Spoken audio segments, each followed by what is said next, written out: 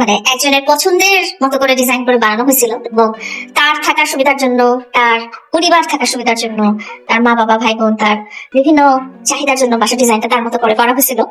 তো আমি আজকে বাসাটা ভেঙে ফেলছি, দেখাচ্ছি। এই যে ভাঙার কাজ অলরেডি শুরু হয়ে গেছে, অলরেডি আমি ভেঙে ফেলতেছি।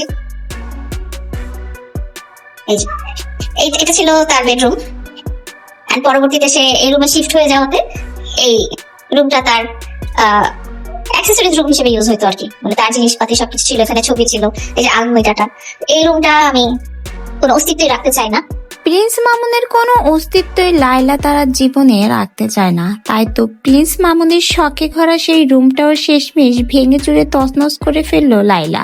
লায়লা জানিয়েছে একসময় প্রিন্স মামুনের সুবিধার জন্য তার জন্য একটা স্পেশাল রুম সে তৈরি করেছিল, যাতে তার সুবিধা হয়, সে সেখানে থাকতে পারে। পরবর্তীতে লায়লার সাথে থাকা শুরু করায় সেই রুমটায় বিভিন্ন এক্সেসরিজ রাখা হয়েছিল মামুনের, কিন্তু মামুন এখন আর নেই। তাই তো মামুনের সেই রুমের কোনো অস্তিত্ব লায়লা তার জীবনে রাখবে না। যেমন মামুনকে ছুঁড়ে ফেলে দিয়েছে, ঠিক তেমনই মামুনের রেখে যাওয়া সেই রুমটাও সে একদম ভেঙে চুরে তছনছ করে দিয়েছে। একসময় মামুনের পরিবারের সুবিধার জন্য, তার বাবা মা আত্মীয় স্বজন 14 গোষ্ঠী থাকার জন্য, তাদের সুবিধার জন্য স্পেশাল ভাবে লায়লা তার এই রুমটা ডেকোরেশন করেছিল।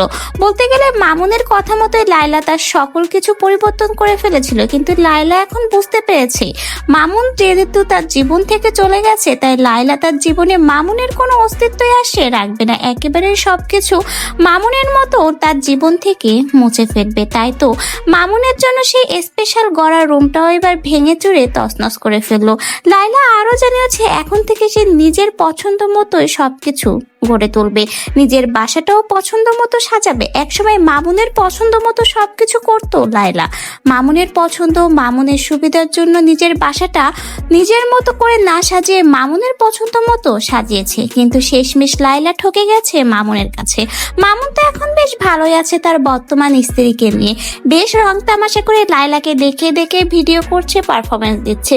এটা দেখে লায়লা আর চুপ থাকতে পারেনি। লায়লা তো এবার সাফ সাফ জানিয়ে দিয়েছে মামুনকে যেমন তার জীবন থেকে ছুঁড়ে ফেলে দিয়েছে, তার জামা কাপড় আসবাবপত্র ছুঁড়ে ফেলে দিয়েছে, ঠিক তেমনি মামুনের তৈরি করা সেই রুমটাও ভেঙে চুরে তছনছ করে দিবে। কোনো অস্তিত্বই আর তার জীবনে মামুনের থাকবে না।